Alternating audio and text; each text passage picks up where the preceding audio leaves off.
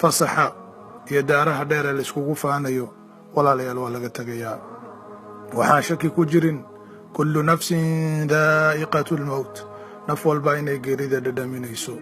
walaalayaal adduunkan laguma keenin ciyaar, laguma keenin ilqurux si bes ah.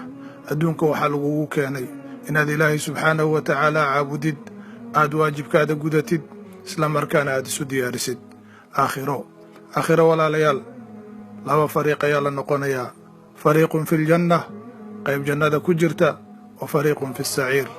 waxaase nasiib darro ah inaadan u diyaar garoobin fariiqa jannada inaad ka mid noqotid. walaalayaal sidaad u jeceshahay inaad jiif wanaagsan u heshid oo adduunkan aad guri fiican uga degtid, waxaa loo baahan yahay inaad aakhiradaada u fakirtid oo aakhira aad ku dadaashid inaad jannada boos fiican ka heshid.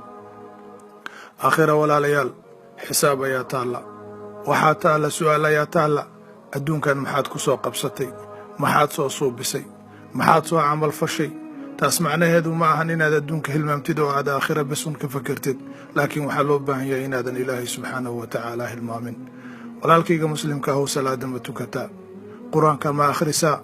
ilaahay subxaanahu wa tacaala ma barisaa? mise qalbigaada wuxuu ku fakiraa sidii aad adduun u gaari lahayd, oo aad gaari fiican u heli lahayd, oo aad gabar fiican ama nin fiican u heli lahayd? mise aakhira dhan waad hilmaamtay? aakhira walaalayaal in la hilmaamo ma ahan, maxaa yeelay waa halka loo socdo, waa halka mataqaanaa reerka lagu furi doono. laakiin walaalkayga muslimka ahow, ma og tahay in aakhiro aad noqon doontid ahlu janna ama ahlu naar? cid og ma jirto, laakiin waxaa loo baahan yahay inaad dadaashid. cadaabulqabri ayaa ku sugaya. cadaabulqabriga maxaa looga badbaadi karaa? waxaa looga badbaadi karaa inaad ilaahay subxaanahu wa tacaala ku xirnaatid. cadaabulqabri macnaheeda waxa weeye marka qabriga lagu dhigo keliga ayaa lagu dhigayaa, walciyaadu billaah. marka waxaa dhici karta haddaadan aakhira u shaqaysanin inaad dhib badan kala kulantid.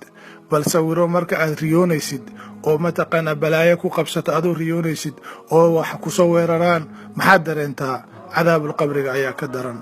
walaalkayga muslimka ahow, nolosha adduunka iyo dhayalkeeda iyo dhaldhalaalkeeda ha ku sirmanin. salaada ku dadaal, qur-aanka dhegayso, masaajidada ku xirnow, walaalaha wanaagga la jeclow. wallaahi walaalkayga muslimka ahow, maalin maalmaha ka mida waad dhimanaysaa, anigana waan dhimanayaa, magaceenni waana laga beddelayaa. naasir cadceed la odhan maayo, waxaa la odhanayaa meydka. hebel la odhan maayo, waxaa la odhanayaa meydka dedejiya. markaas ayaa hal mara lagugu duduubayaa. qofkee dadka kugu jecla ayaa qabriga ku dhigaya. brofeseer maad ahayd, dhaktar maad ahayd, injineer maad ahayd, kolba waxaa tahay meyd ayaa tahay. wixii aad ahaydba adduunka waxaad kala tegaysaa, intaa halkaa kaaga muuqata ayaad kala tegaysaa. qabriga walaalayaal waxaa gelaya faqiir, sheekh, taajir, madaxweyne, dhakhtar, brofesor, boqor, tuug, mu'min, iyo aniga idinla hadlaya iyo adiga daawanaya, intaba halkaas ayaan u dambaynaynaa. haddaba su-aasha isweydiinta lahaa waxay tahay, maxaad u diyaar garowday? maxaad ku fakirtay in aad noqotid? ilaahay subxaanahu wa tacaala waxaan weydiisanaynaa inuu khaatumada noo hagaajiyo. walaalkayga muslimka ahow, ugu dambayntii waxaan kugu baaqayaa inaad salaada ku dadaashid. salaada dad badan ayaa ka caajisa. salaada ha la ogaado walaalayaal, waa xiriirka isku xira qofka iyo allah subxaanahu wa tacaala. waxaan dembi dhaaf ilaahay subxaanahu wa tacaala u weydiinayaa walaalkay igu dhaliyay inaan barnaamijkan soo duubo, isla markaana sawirradaan ii soo diray, fikirkaana ka dambeeyey. waxaan leeyahay ilaahay subxaanahu wa tacaala miisaanka xasanaadka ugu daro.